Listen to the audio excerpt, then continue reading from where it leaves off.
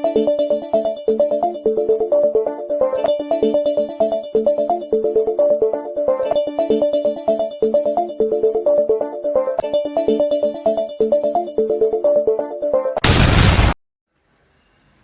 y a eu une augmentation des tarifs dans les banques, dans les SFD et dans les institutions financières de manière générale.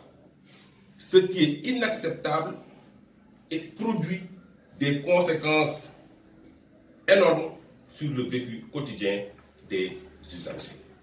La première conséquence, c'est une aggravation même de leur situation financière. Autrement dit, c'est le pouvoir d'achat des utilisateurs, des usagers, qui est lourdement affecté par ces hausses notées dans les institutions financières. La deuxième conséquence, c'est une exclusion financière d'une bonne partie, n'est-ce pas, de la population. Quand les coûts sont élevés au niveau des banques, au niveau des SFT, il est évident que cela va poser un problème d'accès.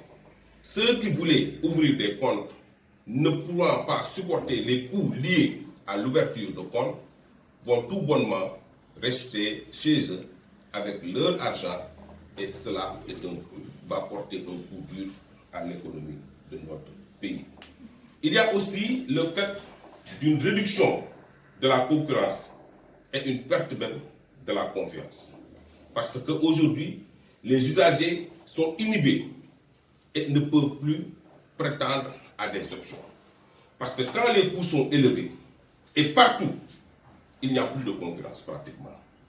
Et les usagers auront des difficultés pour changer d'institution.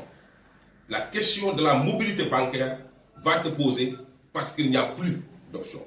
Pour qu'il y ait option, il faut qu'il y ait des institutions prêtes à baisser les coûts des services. Mais il se trouve que nous avons l'impression qu'il y a une entente illicite entre les institutions allant dans le sens d'augmenter drastiquement les coûts des services financiers.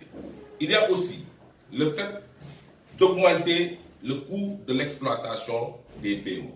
Les PME, les petites moyennes entreprises, les TPE, très petites moyennes entreprises, les PMI, qui ont ouvert des comptes dans ces institutions financières, vont voir leurs charges drastiquement augmenter.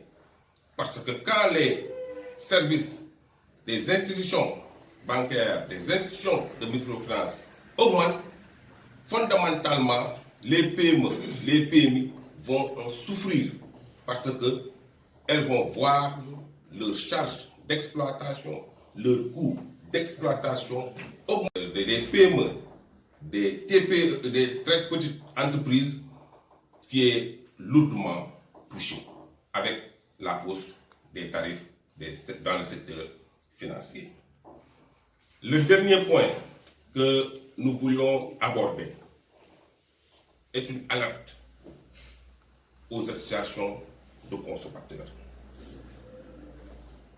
La loi interdit formellement aux associations de consommateurs supposées défendre les intérêts des consommateurs de recevoir des dons, des subventions ou des cadeaux des commerces, provenant des commerces.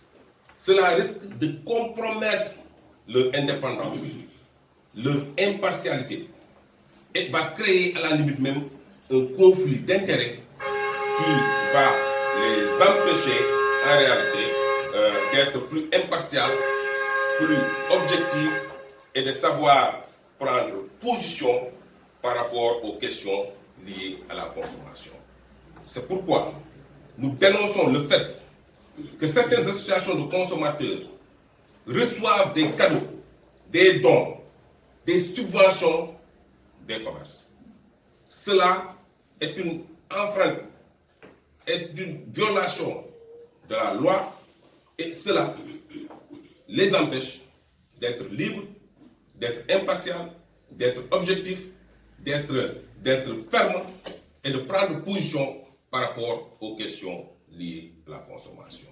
Donc voilà les 3 points sur lesquels nous voulions développer, partager avec vous. Je vous remercie. Merci.